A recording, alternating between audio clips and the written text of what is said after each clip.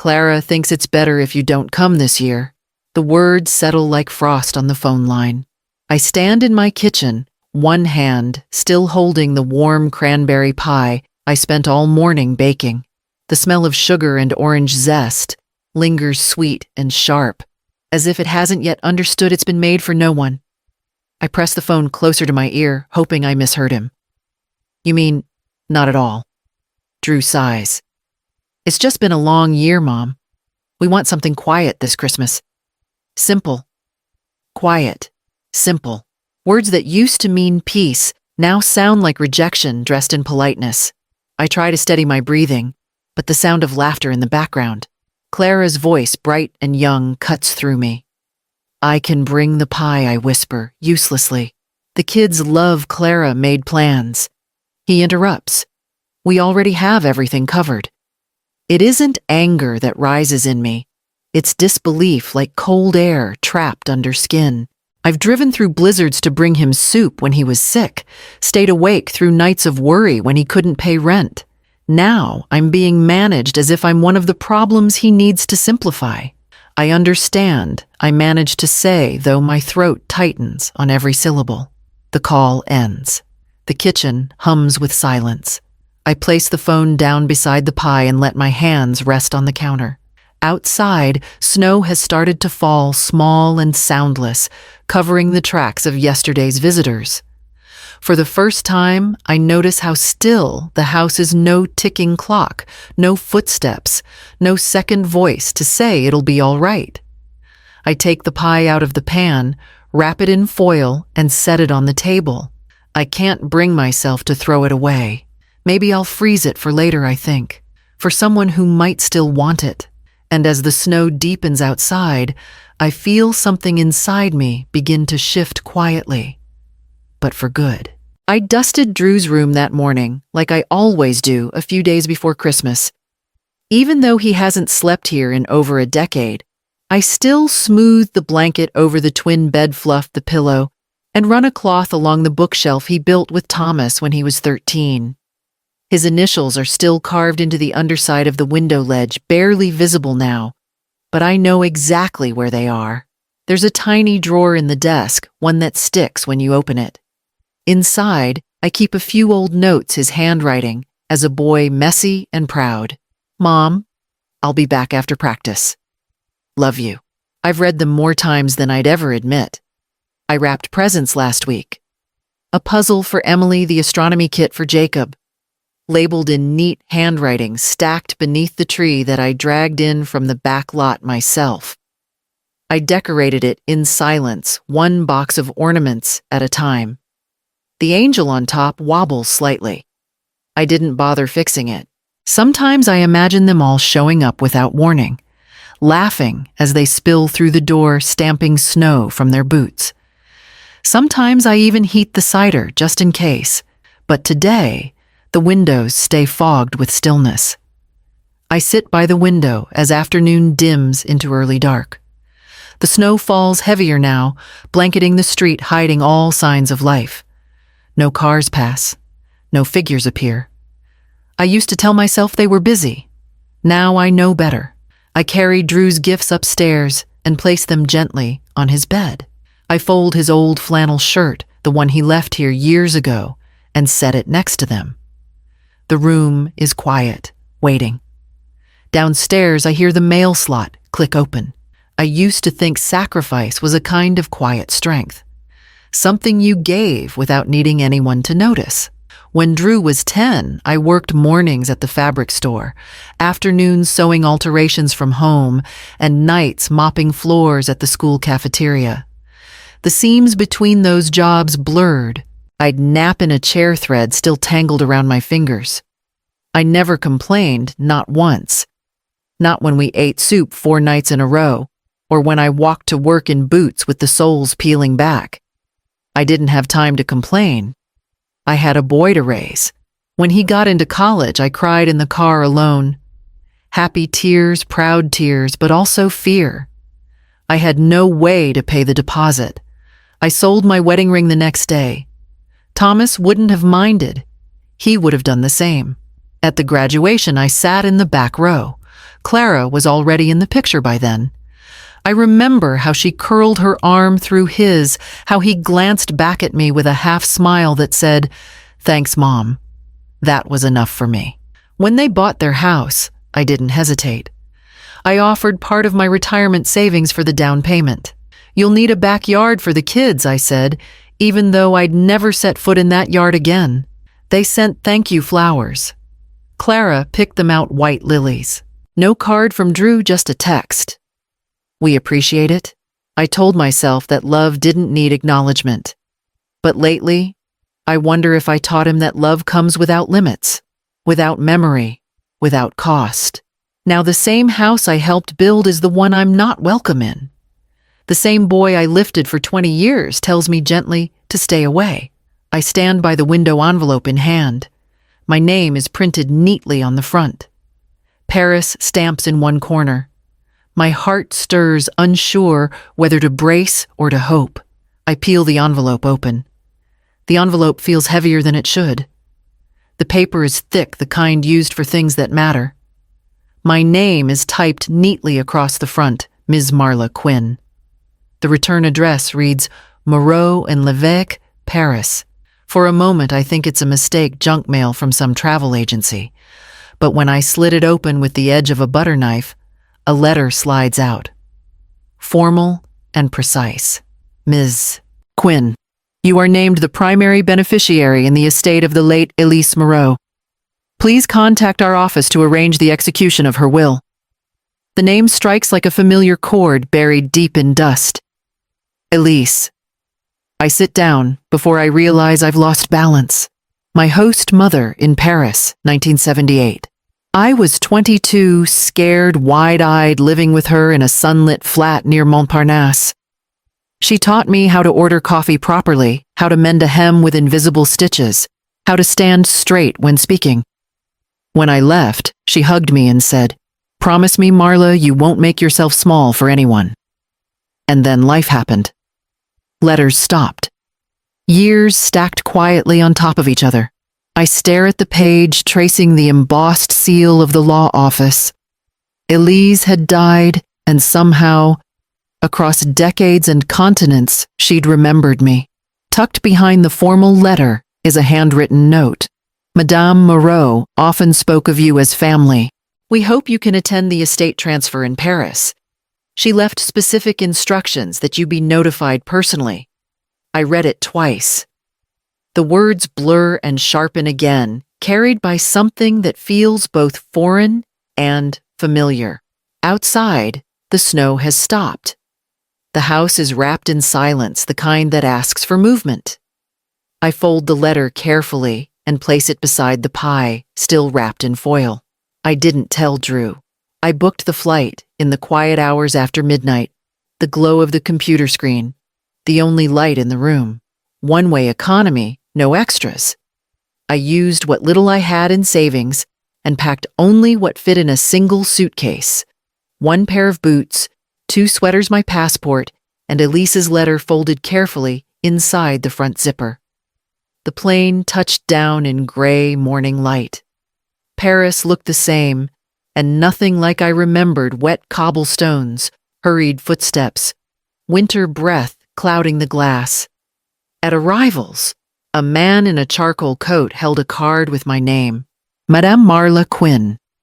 His handshake was warm, his voice kind. He introduced himself as Etienne Moreau, Elise's nephew and executor of her estate. We drove in silence through narrow streets. I caught glimpses of places I once knew: the bookshop near the river, the cafe with striped awnings, the alley with the crooked lamp. The meeting was short. A few documents, a few signatures. The apartment was mine. A 5th-floor walk-up in the 7th arrondissement with antique shutters and polished floors. And then the numbers and investment account, modest when opened, now worth just over $4 million. Etienne handed me an envelope. "She wanted you to have this last," he said. Inside was a card written in Elise's looping hand. "You brought joy into this home once. I hope you'll come back and claim it fully." I didn't cry. Not then. but something inside me released like a knot, slowly unspooling after years of being pulled tight. She had remembered me, not as an obligation, but as something cherished. I walked up the steps to the apartment, slowly, hand on the railing, heart beating like it had in my 20s. I unlocked the door. The air inside smelled faintly of lavender and old wood. I stepped in and closed the door behind me. The apartment holds on to a softness I didn't expect, like it's been waiting for me quietly, without judgment. The air smells faintly of jasmine and paper, and when I open the windows, the city exhales into the space like an old friend. I don't rush to unpack. Instead, I move slowly, letting each drawer, each windowsill reintroduce itself. There's a mug with faded gold trim, and I use it the first morning for coffee, letting my fingers wrap around the warmth as if it anchors me. By day 3, I walk into a community center 2 blocks away and sign up for a watercolor class. My French is halting awkward, but the instructor smiles patiently and nods when I apologize for every misstep. By day 5, I sit outside a small bistro alone, order duck confit, and finish every bite. No one watches me. No one wonders why I'm there. I buy a red scarf from a street vendor, the fabric light and warm between my fingers. I don't buy it to be seen. I buy it because I like how it feels against my skin. In the mirror that night, I put on lipstick for the first time in years. Not the soft rose I wore for family gatherings, but a deep, unapologetic red. It stains the rim of my wine glass and makes me smile. No one here asks me to explain myself. No one softens their voice when they speak to me or talks over me at dinner. No one shifts the subject when I mention my work, my memories, or my grief. There's a woman who lives across the alley in the apartment opposite mine. Every morning, she waters her plants in a silk robe and waves to me like we've known each other for years. I wave back now. I don't hide behind the curtains. I start writing in the evenings, small notes to myself, unfinished thoughts, pieces of dreams I'd once buried. The next morning, I wake before the alarm. I make toast dress simply and walk to meet the lawyer again. My phone buzzes just after noon. For a moment, I consider letting it ring. But old habits are stubborn, and my thumb moves before I can stop it. Mom Drew says, "No greeting, just my title sharp and tight. I've been trying to reach you." I keep my voice steady. "You've reached me." There's a pause, then a sigh. "I didn't know you were out of town. Clara's been looking for the paperwork. The property taxes came in, and we thought maybe he trails off waiting for me to fill the silence." "Where are you?" he asks, and I hear the edge in his voice. Not worry, just annoyance. "I'm in Paris." He laughs, a quick, disbelieving sound. "Paris? As in France?" "Yes." Another pause, longer this time. Why I had something to take care of. He starts listing questions. "Where are you staying? When are you coming back? Did you fly alone? Is this safe?" I answer. None of them.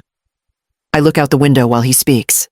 The woman across the alley is dancing this morning, arms lifted, face turned toward the sky. I smile.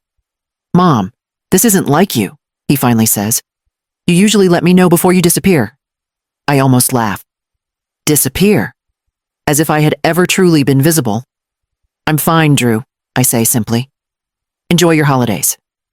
I hang up before he can ask anything else. I place the phone face down on the table.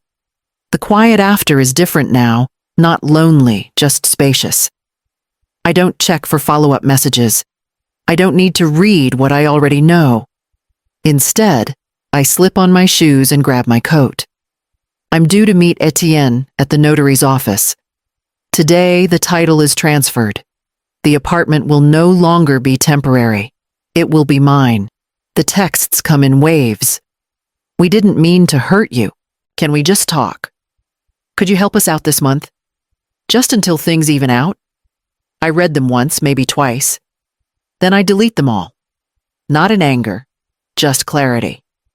In the kitchen, I bake lemon shortbread. No occasion, no one to serve.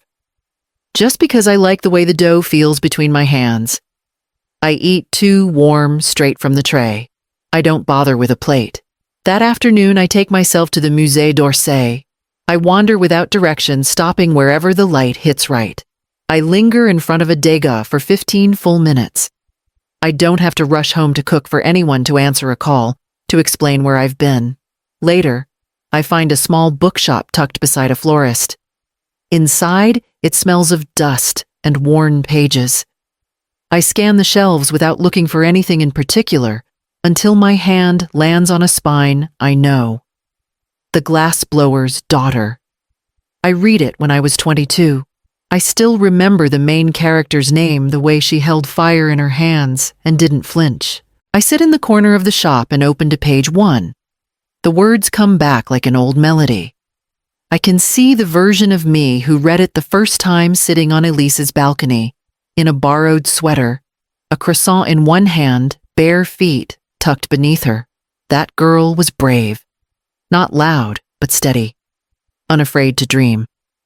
I turn the pages slowly. She's still there. I buy the book. Not because I need to read it again, but because I want her close. Back at the apartment, I place it on the nightstand. Then I open my notebook and begin a list not of groceries or chores, but of all the things I've forgotten I love. I write until my hand aches. Tomorrow, I'll go to the market. There's fabric I've been meaning to buy. The guest room had been untouched when I arrived, neatly made bed, bare walls, a single chair near the window. I opened the closet to find old linens folded with care, the kind Elise used to starch herself. I cleared the space one afternoon and brought in a folding table from the hallway. I found a fabric vendor at the Sunday market and bought 3 rolls linen brocade and something floral I couldn't name but loved instantly. By the end of the week, I was binding journals again. I hadn't done it since I was in my 20s. Back then, I used to imagine opening my own shop. I had forgotten how much I loved the process, the soft scrape of paper against glue, the way cloth folds just so. I made 10 and brought them to a market stall 2 streets over. They were gone in an hour. Soon I had repeat customers. A young woman asked if I did custom orders. A teacher bought 3 for her students.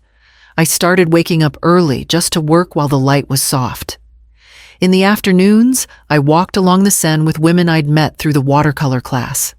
We swapped stories, practiced our French, and learned each other's silences. I finally memorized the metro map. I stopped checking it twice before boarding. The city no longer felt like a foreign place I was borrowing. It felt like something I'd earned. One evening, my neighbor Juliette knocked on my door holding a jar of preserved cherries. "For you," she said. We sat by the window and shared tea. "Do you miss home?" she asked gently. I didn't hesitate. I think I just found it.